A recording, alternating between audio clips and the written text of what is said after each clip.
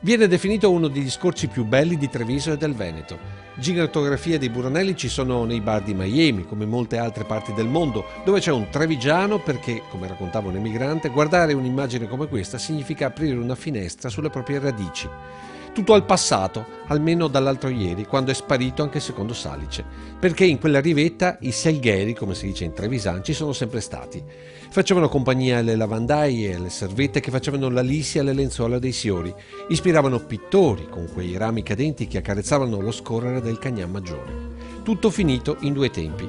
Il primo per cedimento naturale del primo Salice, il secondo per cedimento da motosega indotto da una paventata pericolosità dell'albero.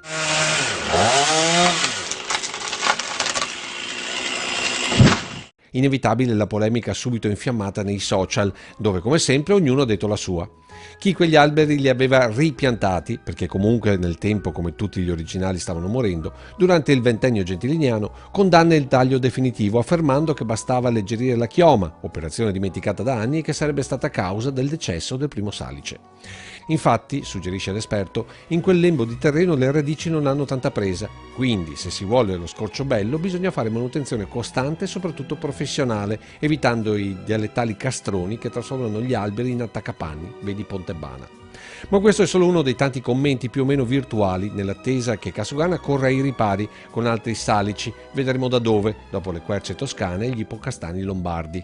E scorrendo tra i tanti post la domanda sorge spontanea: cosa avrebbe scritto Comisso, lui che in questo scorcio ci ha vissuto e l'utilizzò per mettere in acqua la barca, quella bronza che si spense qualche metro più in là in un gioioso naufragio, poi finito tra le sue novelle?